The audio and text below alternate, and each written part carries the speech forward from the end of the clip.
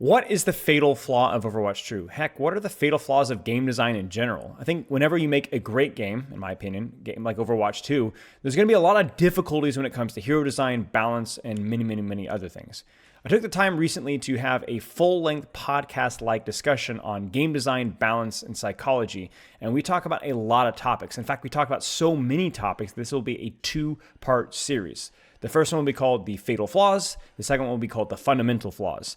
Part one, the one we're going to be talking about today, is going to be talking about, are noob heroes acceptable? Counterplay in this game, how do you make it work? In what way is counterplay acceptable? In what way is counterplay not acceptable? And finally, we're going to be talking about, is the Overwatch 2 hero design fundamentally flawed? Too many bloated kits, too many simple designs, or so on. In the future release, we'll be talking about some other topics. When we release that video, you'll have to go check it out. But in the meantime, enjoy the video. Let me know what you think in the comments. This is a very in-depth topical discussion.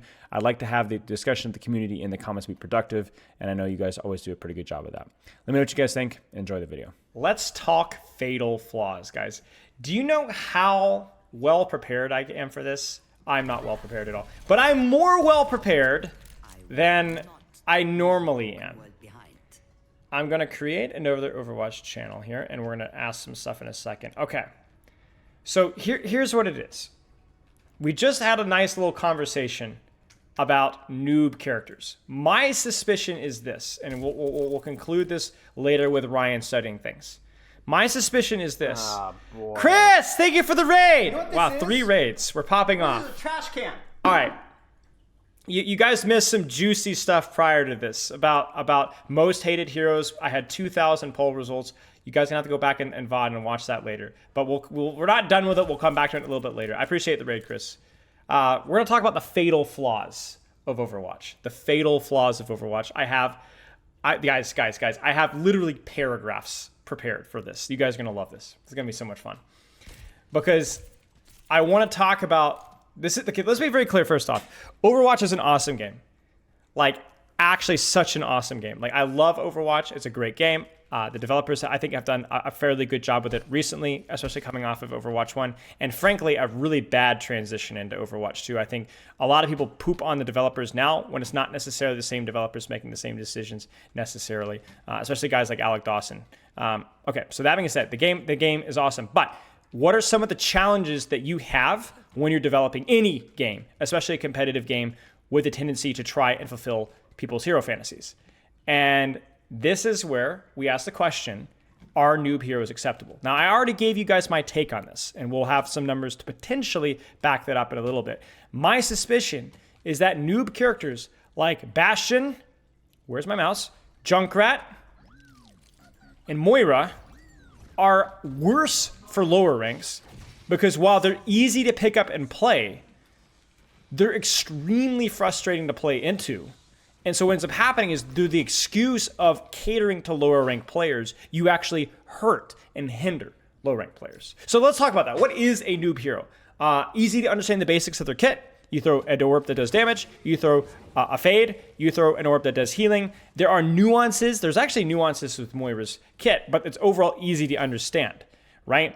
You don't necessarily need to understand all the details, but you just know what you do. I think Ryan's a great example of a noob character because you throw a fire strike, you hold your shield, and you swing your hammer. There's a ton of details like how to pin cancel and turning your camera. There's the combos that you have to do. It's knowing that Shadow does more damage up close, but you don't need to understand those details to play the characters.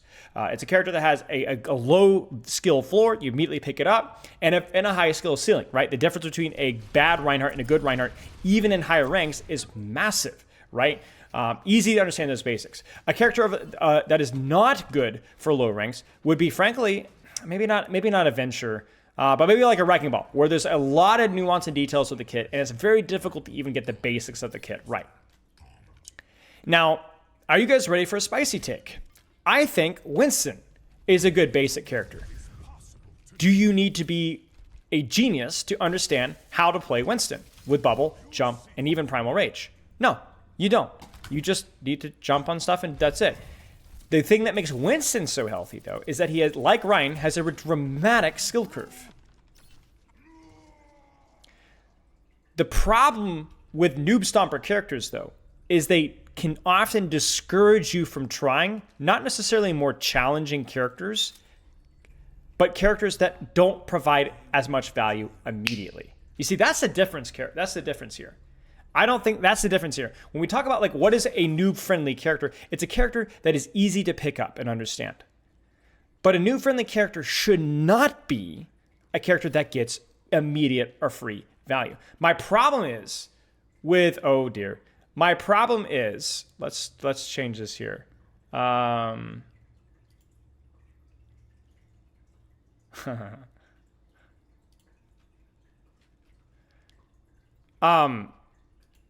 problem is,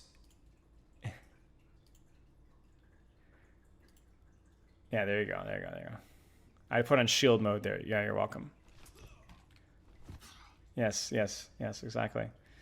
The problem is that you have characters that have high value floors, okay? So when I say high value floors, I mean that when you get to the skill floor, you get a lot of value out of it, right?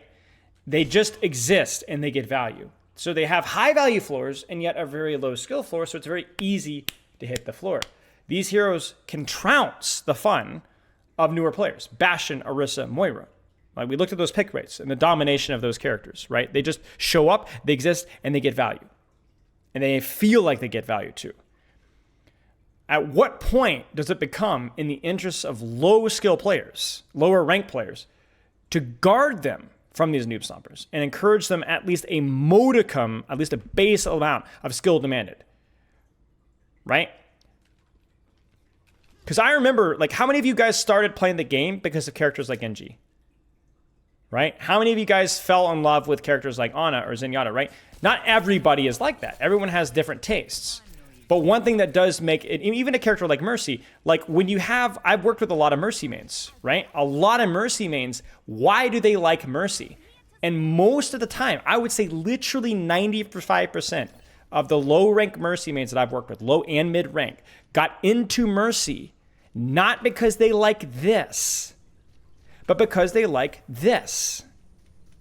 And that is the more skillful aspect of Mercy. So even with these lower ranked characters, the reason why they like the lower ranked characters most of the time is the more skillful aspect of the characters. So get out of here with this mindset that, oh, we should not be like every noob character. No, they don't. You don't. You don't need to make characters that have complicated kits, but characters that you don't get free value by just existing. Because remember, this is super important. Skill is relative.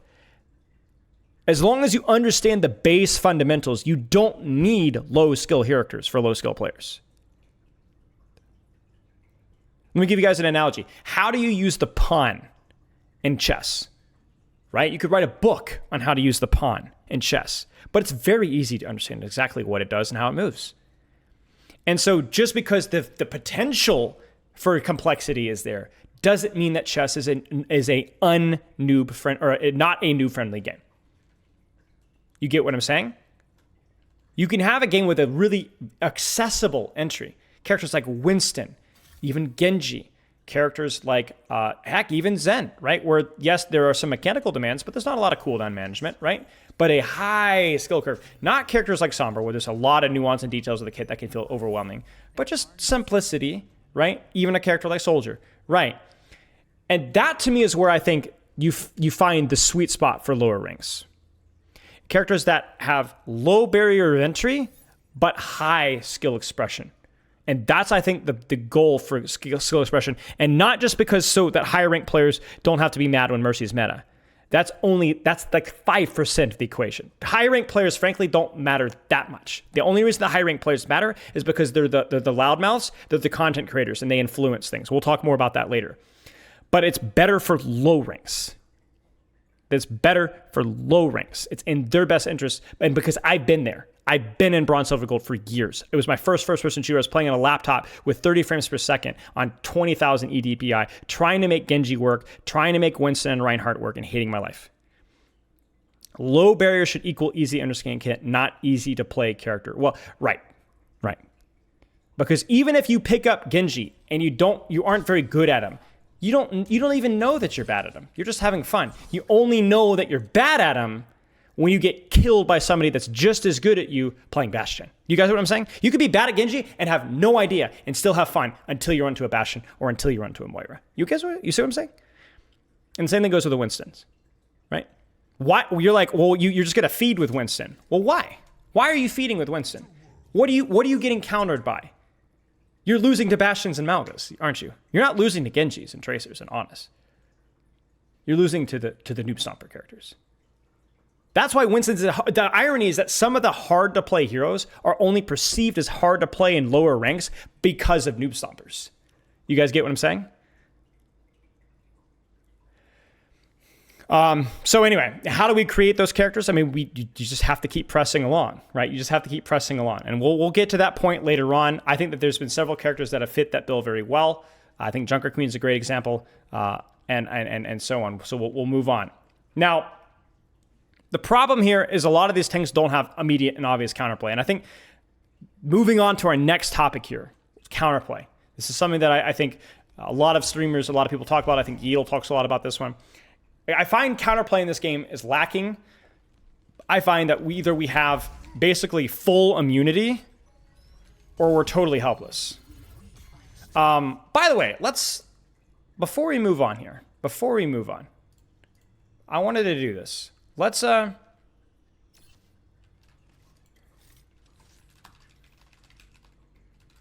want to hear what you guys say. Are noob heroes acceptable? In my Discord, !Discord. Whenever we do these discussion things, it's been a while, it's been a few months, but whenever we do discussion things, what do you guys have to say? Try to simplify it. Try to keep it. I'm not going to read. I'm not going to read all that, right? But if you have a couple of sentences, a couple of thoughts, if you disagree, if you agree, I'm curious to have what you have to say. We'll get in the counterplay discussion in a second. But you guys are taking the whole one sentence thing quite literally here. Yas Queen Slay. That's good. When the chat is slowing down, you know that you got the brain syncing and that you're cooking.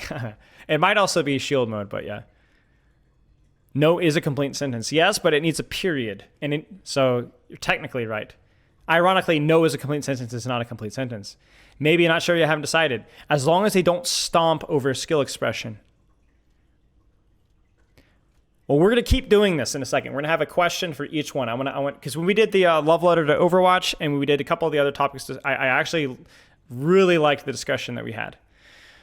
New friendly heroes are acceptable if they don't get free value for the amount of skill, i.e. release Brig. Right. A lot of it is also the potency of the character immediately on value.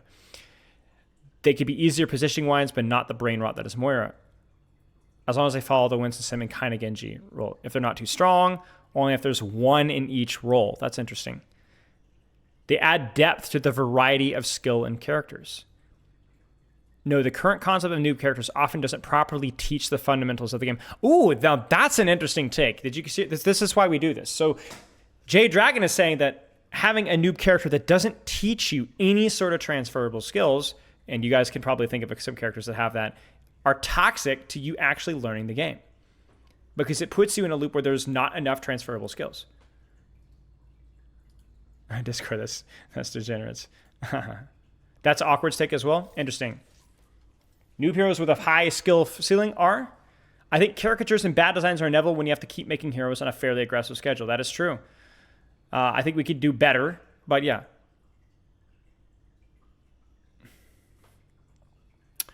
Don't start an override skill expression. No one wants playing against as Moira, right? I think it's also interesting, like how many people play noob stompers because they enjoy the character versus they think the character is a good way to climb or a good way to get value. I remember this all the time. Whenever people would bully people to swap, it always would be you need to swap to Orisa, Moira. What else? What else did they swap to? Bastion, Reaper, right? Nobody ever told me to swap Hanzo. Nobody ever told me to swap Ana. Almost never. Heck, people didn't even tell me to swap Ryan, even though Ryan's pretty good in low ranks. Right, people say this even in educational discords. You need to go Moira to climb, right? And whether that's true or not, I mean, that's like the peer pressure that you have. It's like, so a lot of, like, at a certain point, we have to know that a percentage of these people do not even like the character that they're playing.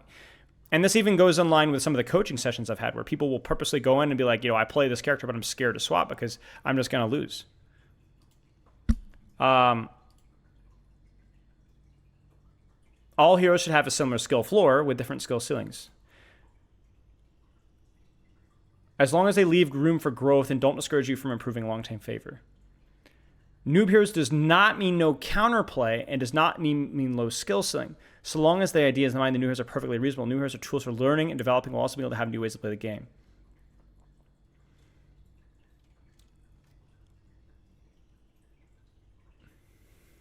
Noob heroes are okay as long as there is clear counterplay. High skill expression require a different way of doing this. Like Lucio had easier movement or something. Low skill characters shouldn't have an easy to execute extreme in their kit. Right, from a Junkrat player, less randomness and more power given to the player.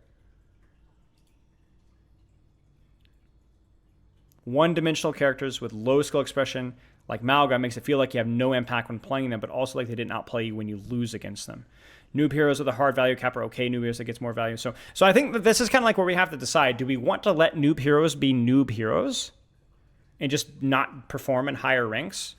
Or do we want to rework noob heroes over time, small adjustments, to give them higher value ceilings and lower value floors, so that when you pick up the basics of the character, you don't get immediate free value. You do have to learn a couple of things. But if you get good at them, they reward the character a lot more. I like the latter option better, even if it's a little bit more idealistic. Like, let's be honest, it is idealistic. Because I think, remember, the main reason why we have to be cautious of noob characters is not because of, they don't have good value. It's because that they hurt lower ranked players. But between a noob hero and a skill check hero, I don't like the term skill check hero, frankly. A skill check hero is a great way to describe a character, but it shouldn't, to me, a skill check hero is not a cop-out to make that hero's existence acceptable. You know what I'm saying?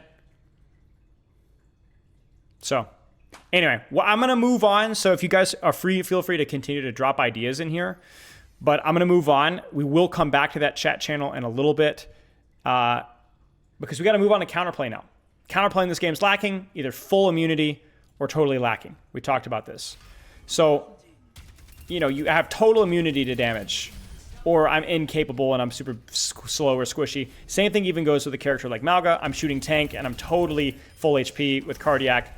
I get antied, I died. I get discord, I died. I don't heal, I die instantly, right? And we've talked about this a million times.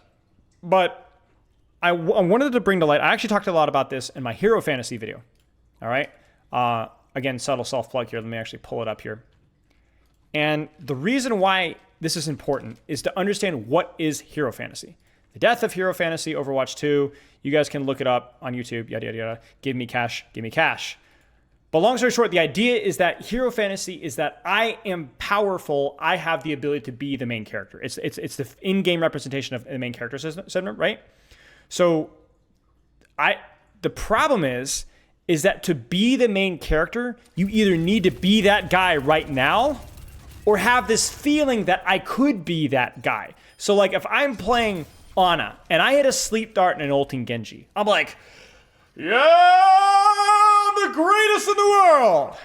If I miss a sleep dart in the Genji, I don't get sad and feel stupid and weak. I go, oh man, I'll get it next time, right? I'll get it next time, right? Because there is the potential there to be that guy.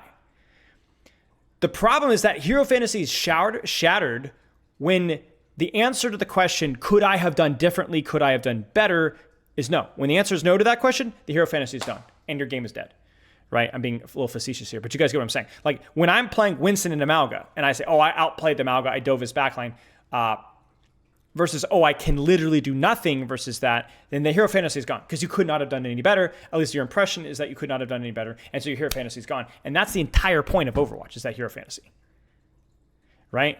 So a lot of heroes are gate-capped by really, really simple things, Wrecking Ball, CC, and so on, with no ability to outplay them. That's what shatters the Hero Fantasy. Or when it's technically possible to outplay the enemy, but involves playing in a really boring way. Exactly. if it's an easier application from the target that it is on you. For example, I have this Hero Fantasy as Wrecking Ball as smashing through the enemy backline, and the enemy Sombra hacks me, or the enemy Tracer body blocks me, right? And it's like, bro, like that's so much easier for them to do, and there's actually not a lot that I can do. Now, there is ways of outplaying his ball, but it is really tricky, really hard, and even in higher ranks, it's not very consistent or fun. The problem is that occasionally gets misinterpreted as full immunity. So when I'm saying that, like, the main character syndrome, this is not the main character syndrome.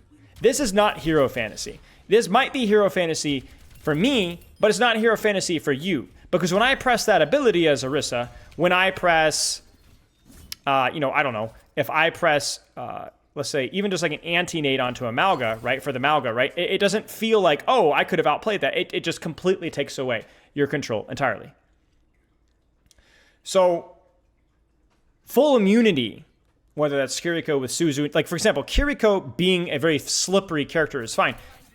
But having both Suzu and TP, things that are easy to do, it goes beyond, it puts the Hero Fantasy completely in my ballpark and removes it out of yours.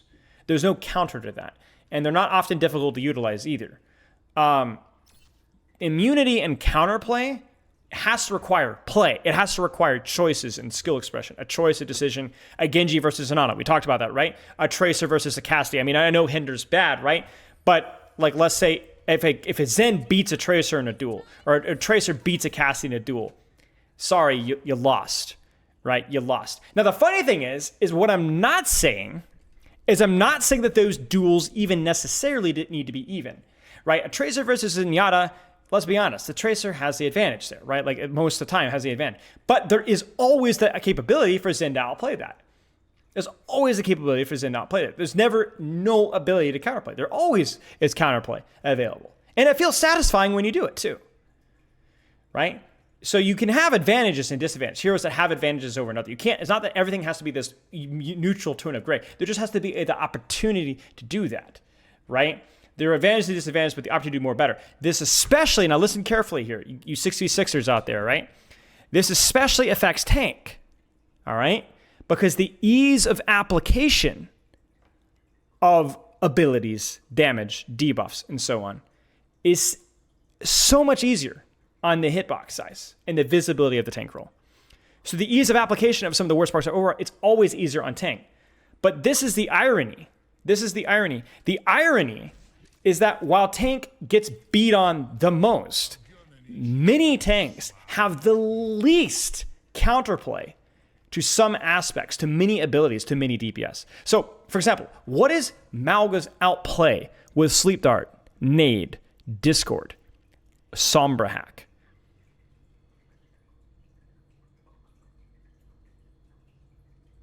Now, I'm not saying there's zero counterplay entirely, but you could even get slept out of your wind-up on your run.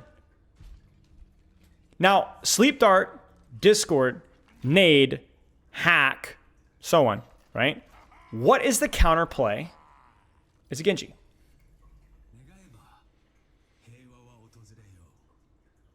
Now, Hack is Hack. Everyone hates Hack, right? But you get what I'm saying, right? Do you see what I'm saying? You have a deflect. You have immediately accessible mobility. And crucially, you have a hitbox that is a little bit harder to exploit with those debuffs.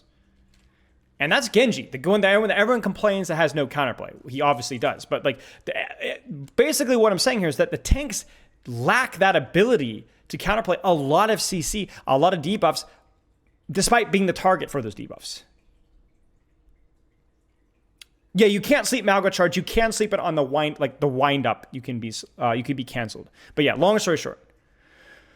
So tanks are always focused with these debuffs, and yet they have a lot of the times the least counterplay. And not just counterplay to that, also burst damage too, right? Burst damage as well.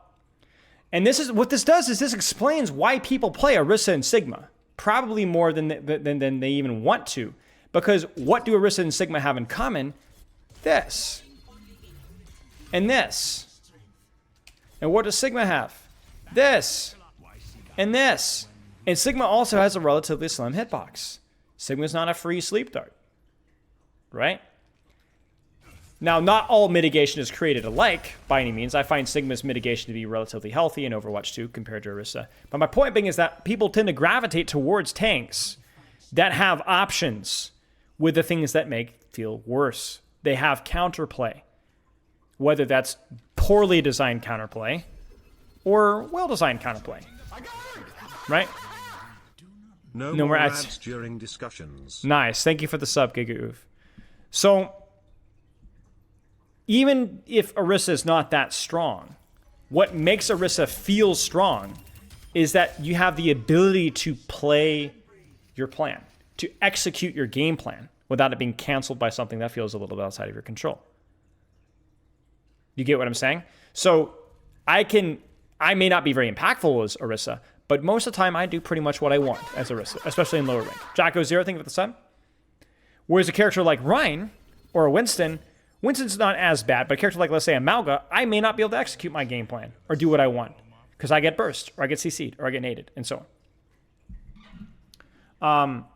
We've talked about this, but the feeling of value is the feeling of counterplay, right? Embracing the very definition of hero fantasy is the ability to say, I can do this if I'm good enough. There's a way that I can adjust or change, or I can outplay the enemy players, and whether that's on tank, DPS, or support. That feeling is very important to keep not just a balanced game, because balance is not the slave. It is the impression of the fantasy of what we're doing and why we're playing the game of Overwatch. So my question now is we're going to go back into our Discord channel. What are your thoughts on counterplay? You guys tell me. Whoops. What do you guys think? Like I said, keep it within reason and length. I think you guys did a good job last time, but I'm curious to hear what you guys think. Do you think Soldier's a noob character? No, I don't think Soldier's a noob character. I think Soldier has a lot of dynamics and nuance. I think that Soldier is not, you don't get just free value by picking Soldier. Every hero should have it. Sure. You hate counterplay. What type of counterplay do you hate?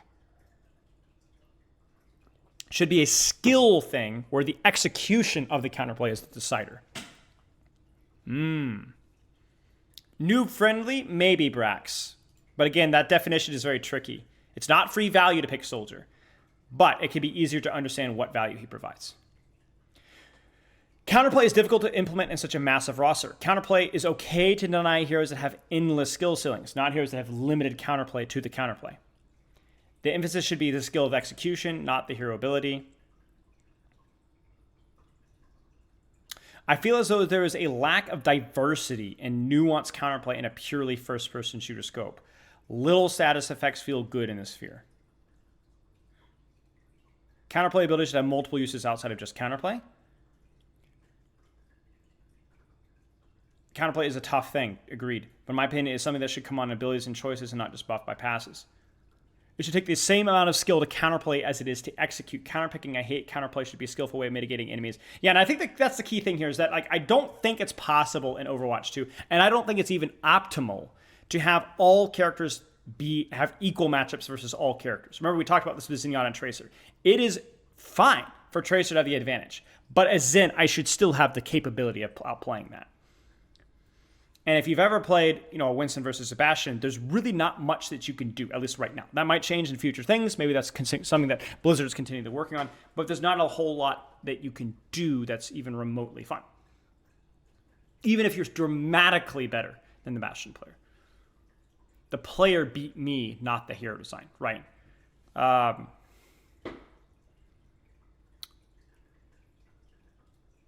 As a new player, you get flamed for not knowing the hero you play enough, so you zoom in, start learning one or two. Then you get flamed for not swapping to one hero that you can't play, and you'll get flamed for that. Damned if you do, damned if you don't. I don't think counter picks are bad for the game, and learning to play around counters doesn't always need to be active abilities or passives. I think most people just don't like when their main gets counter picked because they have to play a character they didn't want to. That is true. That is true. There is a definite bias here towards people do not want to swap. To me, that is a weakness of human nature. But I do think it is a weakness that you have to... I think that you have to make your game feel more intuitive for the average player.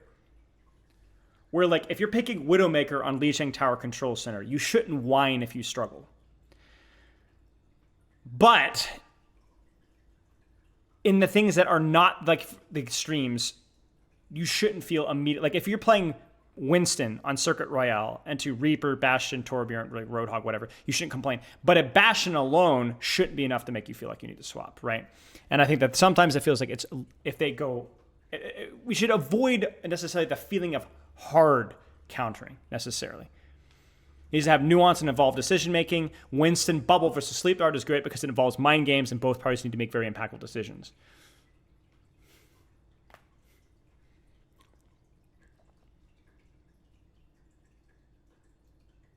Learning how to play into a counter can make you a better player in the long run in some matchups. That's true. Okay, we'll go a little bit more. Any initiating play A should have a counterplay B, which should have a counterplay C to allow A to work. Every successful counterplay should be of equal or more demanding in terms of skill requirement. Okay. Let's we'll wrap this one up in just a second.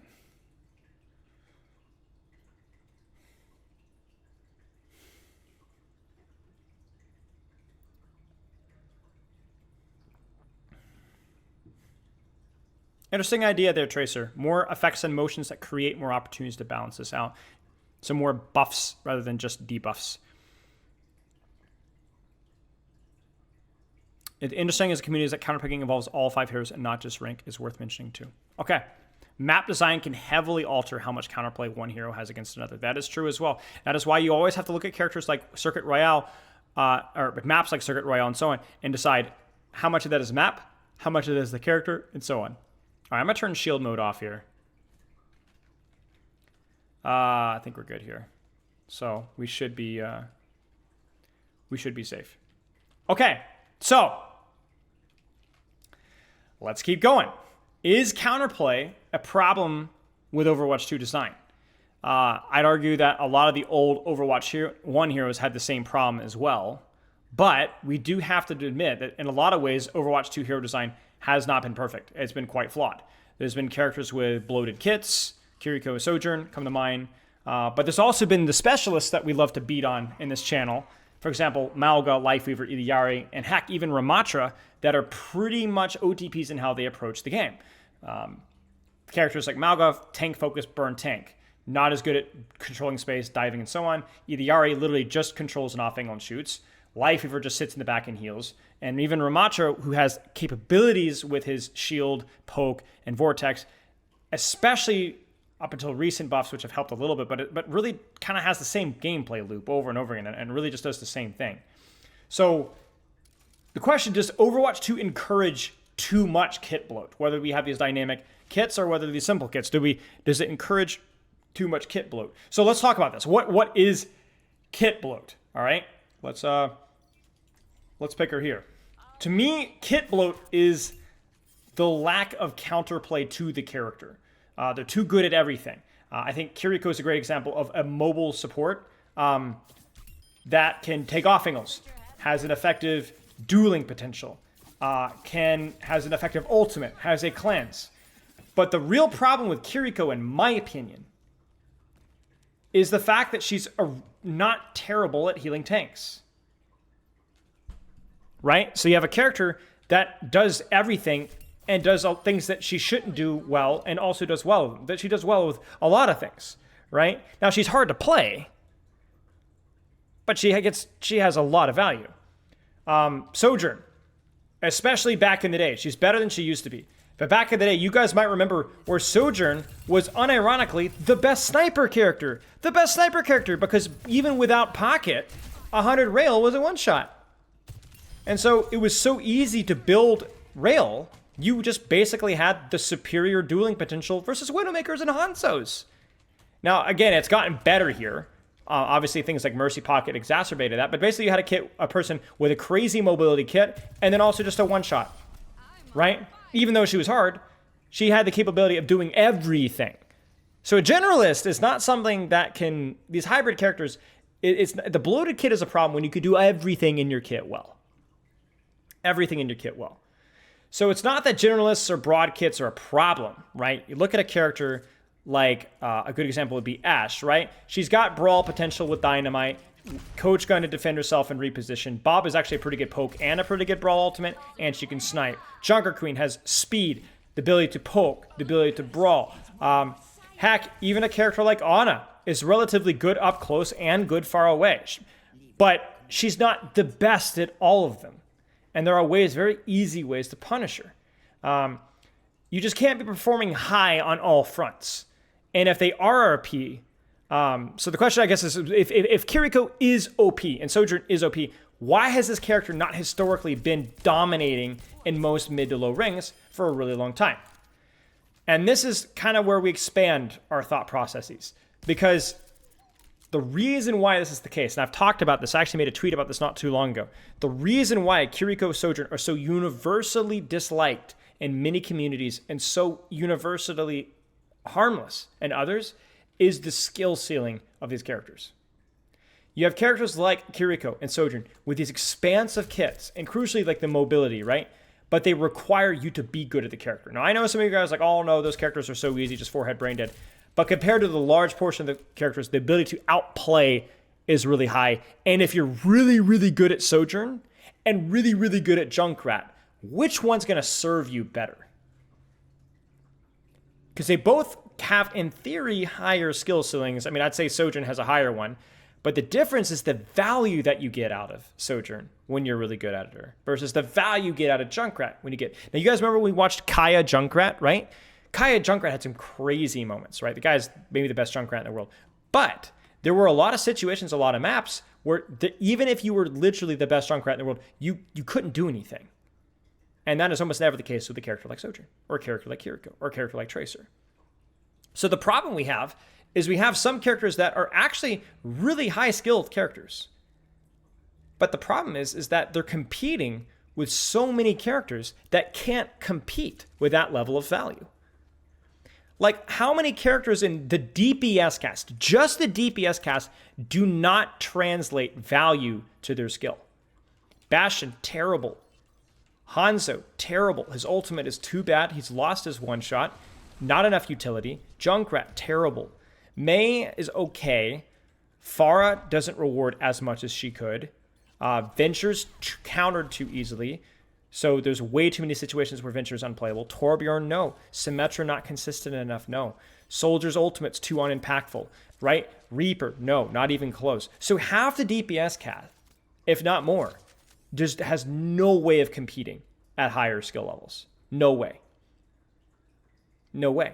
Because even characters like Soldier, Helix, I guess Sprint, and your aim, all are just as important with Soldier as they are with Sojourn, arguably. But Healing Station, not a very effective cooldown. Very awkward to use, doesn't really reward you if you get it right. And Tactical Visor does not scale well with skill. Does not scale well with skill. Dragon, even Hanzo, like, oh, Hanzo, if you have GM level aim, why are you not playing Hanzo all the time? Well, you can't one. First off, even before the one shot was taken away, Dragon's just not a really super skill expressive ultimate. You know, there's like a really pretty hard ceiling on what you can do with Dragon. Doesn't really reward you getting really good at it. Same thing with Junkrat. Riptire, in fact, the higher rank that you go, Riptire reduces in value, right? Whereas a character like Sojourn, the better you are, the better the ultimate's going to be. Venture, ultimate loses value the higher in rank that you get. The ways to counterplay Venture become easier, and even worse, Venture is countered by those higher skill ceiling characters, the hyper-mobile, hyper-poke characters. So this is the problem that we have. You have, if not the entire kit itself, at least aspects of the kit fall out of favor the better you get. Like, if you're going to spend 500 hours on a character, why on earth would you spend it on a character like Moira or Mercy? Unless, if you enjoy those characters, go for it. This is a guarantee on the top of the top. And why would you not spend it on a character like Lucio? Which may not always be meta, but is going to reward you. Or Zenyatta, or Kiriko, or Ana, or Baptiste. Heck, even Idiari, all you're doing is playing Kovacs. How good can you get at pylon management? How good can you get with jump techs with Idiari?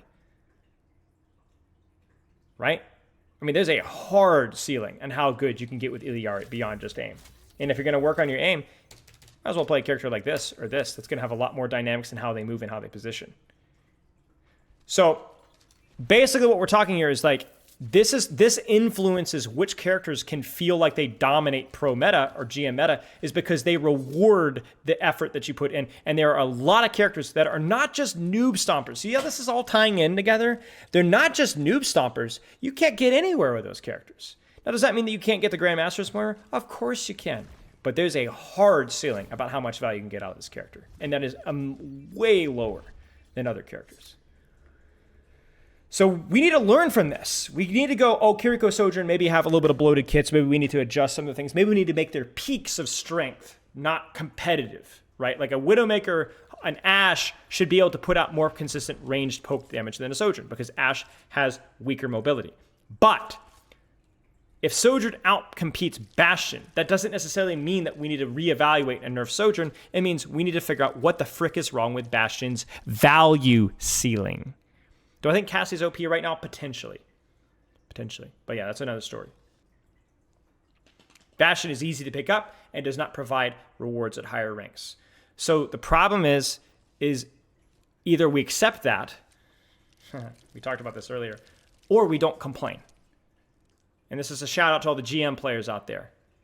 You either want to give Bastion a little bit more skill expression, or you can't, because you can't, there just aren't characters that can compete with Sojourn and Kiriko in terms of value. And that's not actually a damnation on those character designs.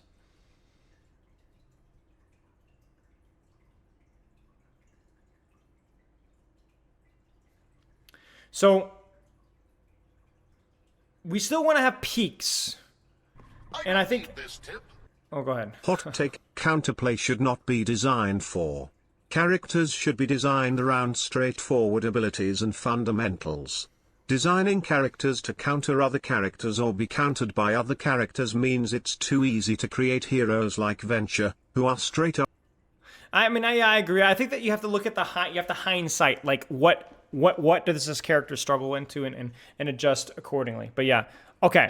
High value and skill ceilings, most players can abuse what makes them unique, are the problem, and they fly under the radar. But we still need to be careful of having peaks of no counterplay. In other words, a Sojourn with Rail with Mercy Pocket can honestly feel like and honestly be something that does not have counterplay. And I think that's kind of like tying back into our counterplay discussion, something you need to look at. When these generalists have these peaks of value, when they you need to kind of keep an eye on this. And we remember these, right? Because think about it this way. How do you counterplay a damage boosted Ashe? All right, you got that in your head? You got it? Now, how do you counter a damage boosted Mercy? Or damage boosted, oh my gosh. A damage boosted Sojourn. Okay? You get what I'm saying? Do you see how that's a much different question? The answer to the Ashe one's obvious. Dive her, Tracer, Ball, Winston. But how do you counter damage boosted Sojourn? You don't, right? The Mercy complement, like you now have a character that has, and that's something you have to kind of keep an eye on.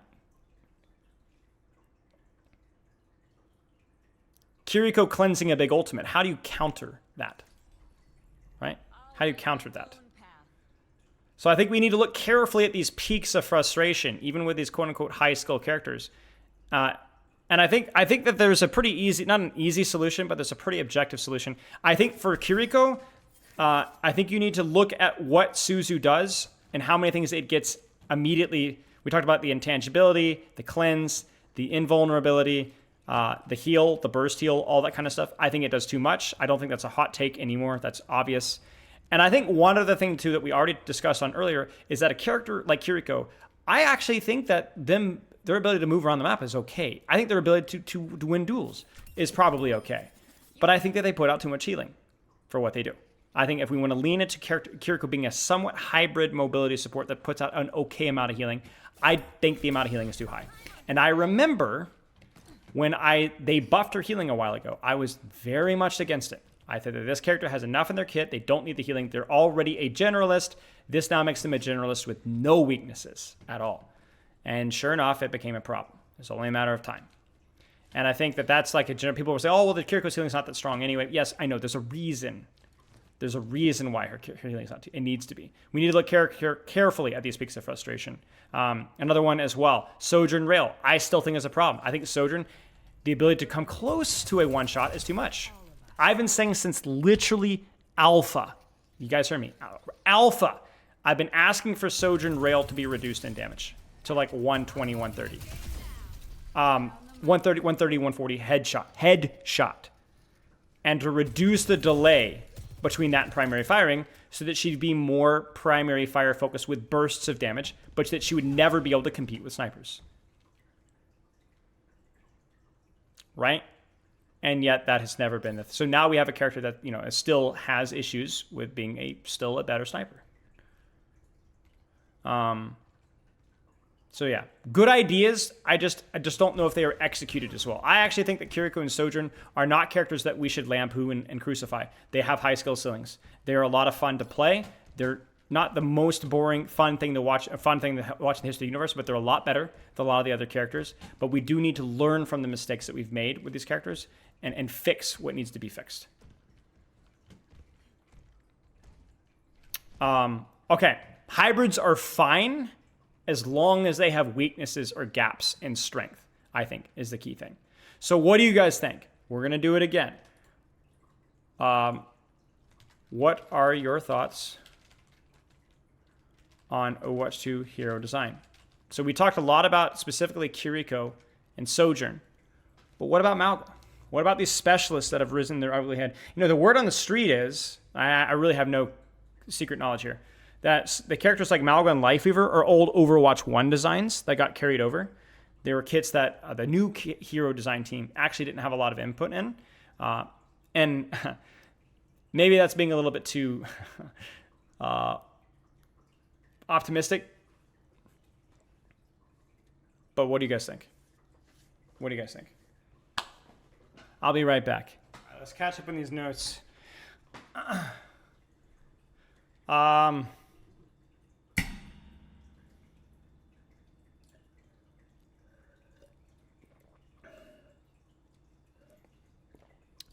I think the issue with bloated skill characters have kits that synergize, and to create larger time spans of their peak value when compared to other characters. It's a similar issue to noob characters with inherent value but on a higher skill level. So basically, a character like Kiriko or a character like Mercy and Sojourn, whatever, is like you have these characters that like you have multiple things that can synergize and exacerbate the basic issue. Right. We're talking about current hero design, bloated kits, basic designs, and so on. New hero design has been super oppressive in Overwatch 2. Something they need to be careful with lackluster mobility abilities that don't synergize well with overall kits. Example, either Yari jump or Lifeweaver dash feels a bit like a checkbox design for me. Interesting. Yeah, that's a good point. I will say one, maybe this is a bit of a hot take here. I think I've heard some people talk about like, oh, they just give every Overwatch 2 character like a get out of jail free card, and like characters like Malga's Rush, for example, is a great example of it. It's just Reinhardt pin, but better. I don't agree with that. I can understand that there's like definitely some bloated kits, but in many ways, like Malga is a strong character, but Malga doesn't have a shield. Malga doesn't have a shield. And Ryan in Overwatch 2 can now cancel his charge, right? It's I think it's very easy to look at like certain kits and like certain cooldowns and fixate on how Sojourn slides a better soldier's sprint. But that only makes sense if Sojourn's better in every category. I think Sojourn is in many ways a better soldier because she has better burst damage, a hit scan burst damage, a better ultimate, better mobility. Soldier has better mid to long range poke, but that's not enough to make his character kit competitive. Malga to Ryan is more, Ryan has way better utility. Ryan demands way less support if he is playing and has more options to play versus counters. Does that mean Ryan is better than Malga? No, Malga has way more going for him. But I don't think there's like a fundamental design flaw that every character has to get out of jail free card.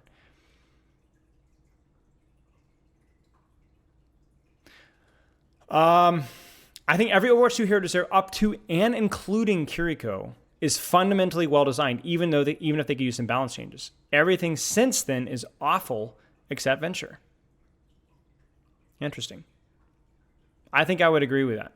I think Ramatra has a lot of potential. I think even Malga has a little bit of potential, but I agree. I think those two have been flops for the most part, and I think Yari and Lifeweaver were flops too. And ranked, having a specialist hero like Lifeweaver can feel like such a weakness to the team. Oh, we're going to talk about specialists. You guys are talking about specialists and hybrids. That's the next topic. We're going to be on that in just a second. I don't want heroes to lean too much into being one thing, but I don't want heroes that can do everything well. There needs to be a balance of both ends of the spectrum. They're either too specific or too generalist. The abilities feel pretty oppressive in a lot of them. Characters that take away their characters' agents are always a bad idea. Most of them are bad. They're either too bloated in power or have way too linear skill sets, one or the other. Seeing Kiriko and Malga is a great example where Kiriko has too much, but Malga has literally 2 dials of balance, damage, and life, so this can either be broken or useless and never balanced. Okay. Honestly, terrible. First 3 heroes were okay in terms of skill expression, even if they had their own problems, but after that, it's a complete disaster. The things that got right were very little, and it just feels like a step back from what we had in Overwatch 1. Overwatch 2 has been loads of fun to play as a character, but is a bit annoying to play against those characters. Specialist characters are inherently unfun for the other 9 players in the lobby to interact with, and as such should not exist. Strength and weaknesses are good, but actively harmful in the extremes. A lot of new hero designs feel very reactive to what was controversial to the community at the time. Suzu was added because people were scared to debuff creep, especially with Jungle Queen. Malgadash being CC immunity where you drop the main discourse. A lifer being made as responsible, we want another mercy. Held back from having a turret. I think too many orders designed to engineer a meta game. Maybe they're outdated Overwatch designs, but it feels like a growing trend that started even Overwatch 1. Yeah, that's true. I think, Brigida is a great example of where there was very clearly an anti-dive intention that obviously did its job, but not in the way that we wanted. So, yeah, we'll stop there. I know I wasn't able to read all the messages. I'm not going to be able to, so I apologize if you guys had any really well thought out things, but I think that there's some really good talking points there.